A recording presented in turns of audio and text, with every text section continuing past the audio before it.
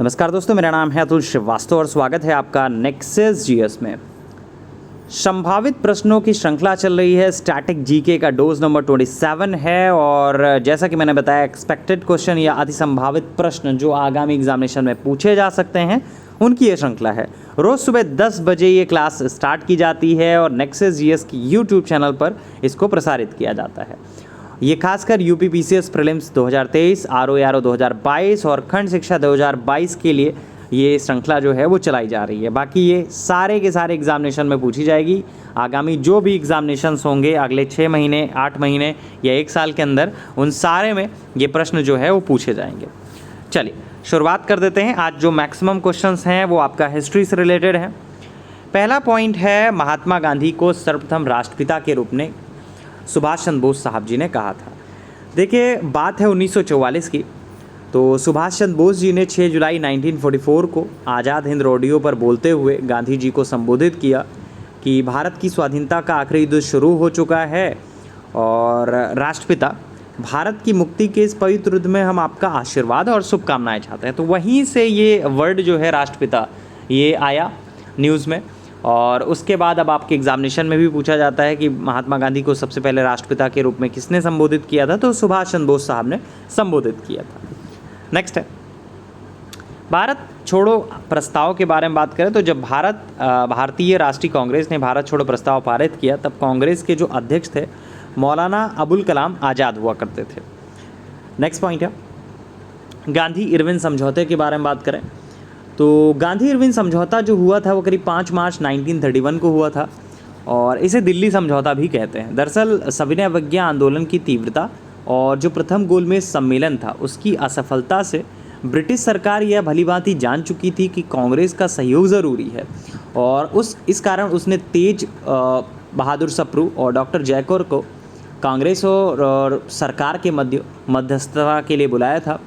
Viceroy Lord Irwin और महात्मा गांधी के बीच करीब 17 फरवरी 1931 को वार्ता शुरू हुई और अंततः हुआ ये कि 5 मार्च को ये समझौता हो ही गया। तो गांधी इरविन समझौता किस वर्ष हुआ था? ये हुआ था 1931 में। नेक्स्ट है, भारतीय राष्ट्रीय कांग्रेस के बारे में बात करें तो भारतीय राष्ट्रीय कांग्रेस ने 1929 में पूर्ण स्वराज को अपना उद्देश्य घोषित किया था। दिसंबर 1929 के स्टोरी के बारे में अगर हम लोग जाएँ तो दिसंबर 1929 में लाहौर में कांग्रेस का वार्षिक अधिवेशन हुआ जिसके अध्यक्ष जवाहरलाल नेहरू साहब थे और इस ऐतिहासिक अधिवेशन में कांग्रेस ने पूर्ण स्वाधीनता का प्रस्ताव पास किया। इसी अधिवेशन में कांग्रेस की कार्यकारिणी को यह भी अधिकार दिया गया कि जब भी वह उचित समझें सविनय अवज्ञा आंदोलन और करबंदी का आंदोलन चला सकती हैं। बहुत बार पूछा गया है कि भारतीय राष्ट्रीय कांग्रेस ने पूर्ण स्वराज को अपना उद्देश्य किस वर्ष घोषित किया था, तो 1929 की बात है। नेक्स्ट है, अगला पॉइंट है साइमन कमीशन से रिलेटेड। साइमन कमीशन भारत कब आया था? तो 1928 में आया था। साइमन कमीशन की जो घोषणा हुई थी वो करीब 8 नवंबर 1927 को वायसराय लॉर्ड इरविन ने की थी। कमीशन करीब 3 फरवरी 1928 को भारत पहुंचा। कमीशन का जो उद्देश्य था यह पता लगाना था कि 1919 के सुधारों के अनुसार भारत शासन व्यवस्था किस तरह काम कर रही है तथा भारत में शिक्षा की व्यवस्था किस तरह काम कर रही है तथा भारत में शिक्षा की वृद्धि और प्रशासनिक संस्थाओं का विकास कितना हुआ है। साथ ही इसको यह भी सुझाव देना था कि उत्तरदायित्व का सिद्धांत कहाँ तक उचित रहेगा या उचित होगा।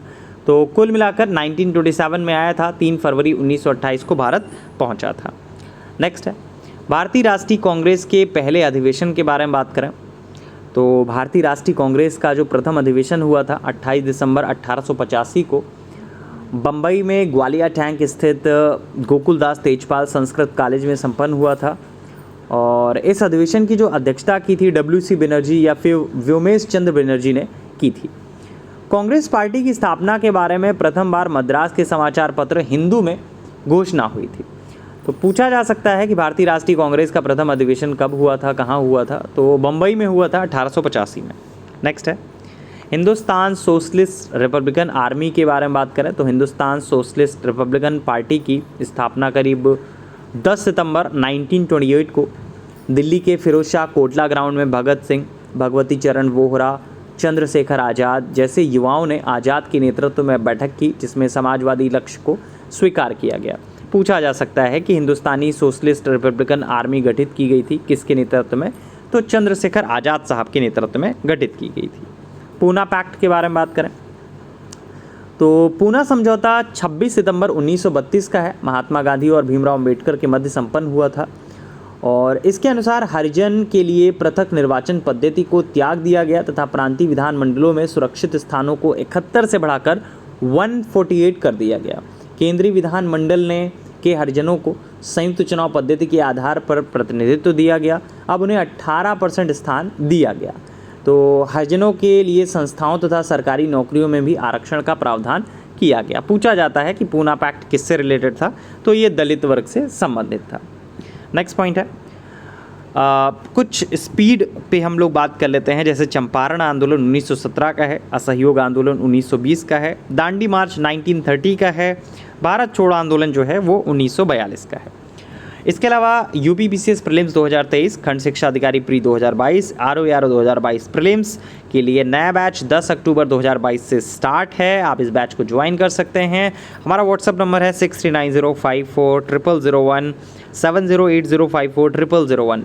इन नंबरों पे आप व्हाट्सअप कर सकते हैं। वैसे इसी वीडियो के डिस्क्रिप्शन बॉक्स में हमारे डेमो क्लासेस आपको मिल जाएंगी, पेड क्लासेस की डिटेल्स मिल जाएंगी, सारी की सारी चीज़ें मिल जाएंगी। इसके अलावा नेक्सस जीएस की तरफ से जो लास्ट रिज़ल्ट आया है 2020 का, तो उसमें नेक्सस जीएस की तरफ से सचिन यादव जी ने 14th रैंक के साथ डिप्टी कलेक्टर का पोस्ट प्राप्त किया था। इसके पहले भी इन्होंने लगातार 19 बैच में नायब तहसीलदार का पोस्ट प्राप्त किया था। 17 और 18 में भी इन्होंने इंटरव्यू दिया था। यूपीएससी 2 बार इन्होंने इंटरव्यू फेस किया है, दोनों बार अभी हुआ नहीं है, मे बी नेक्स्ट टाइम पे हो जाएगा। तो ये रहा रिजल्ट नेक्सस जीएस की तरफ से। बाकी खंड शिक्षा अधिकारी, समीक्षा अधिकारी सभी में नेक्सस जीएस की तरफ से रिजल्ट है। आप रिजल्ट की डिटेल्स इसी वीडियो के डिस्क्रिप्शन बॉक्स में देख सकते हैं। चलिए फिलहाल के लिए इतना ही। Thank you so much.